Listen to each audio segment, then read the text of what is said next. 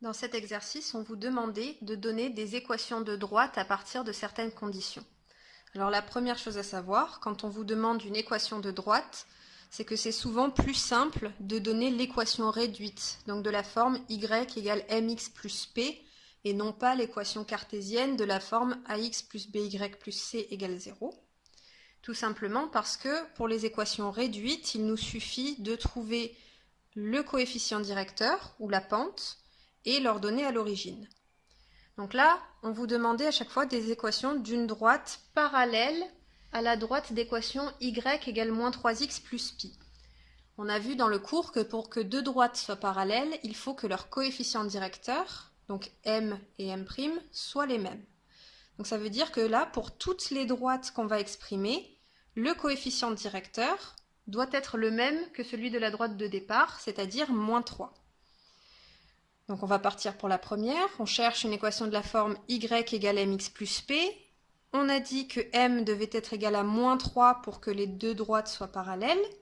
Il ne nous reste plus qu'à trouver p. Dans l'énoncé, on vous dit que la droite passe par l'origine. Donc ça veut dire que l'ordonnée à l'origine, vu que la droite passe par l'origine, c'est 0. Donc p égale 0. Et finalement, l'équation de la droite, c'est y égale moins 3x. Plus rien du tout vu que p égale 0. On passe à la deuxième droite. Dans ce cas-là aussi, on voulait qu'elle soit parallèle à la première, donc le coefficient directeur m, ça doit être moins 3. Et on nous dit que la droite passe par le point de coordonnées 4, moins 2.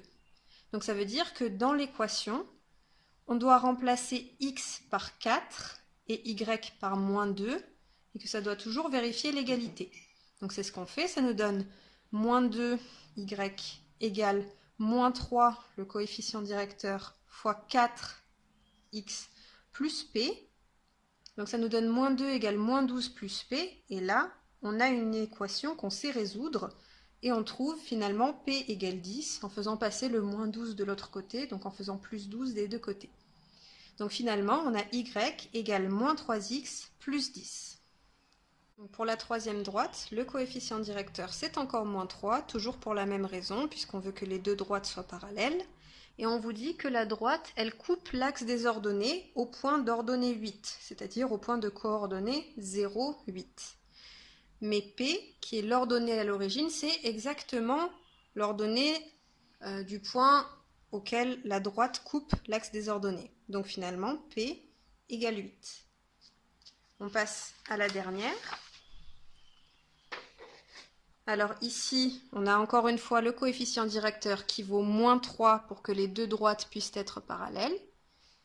Et on vous dit que la droite, elle coupe l'axe des abscisses, cette fois, au point d'abscisse moins 2. Donc elle coupe la droite au point de coordonnées moins 2, 0. Si elle coupe l'axe des abscisses, c'est bien que les ordonnées valent 0. Et cette fois-ci, on va faire comme dans le deuxième cas. On va remplacer x par moins 2 et y par 0.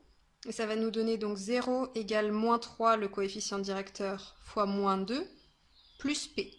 Donc 0 égale 6 plus p. On a une équation, on sait la résoudre, ça nous donne p égale moins 6. Et finalement, l'équation de la droite, c'est y égale moins 3x moins 6.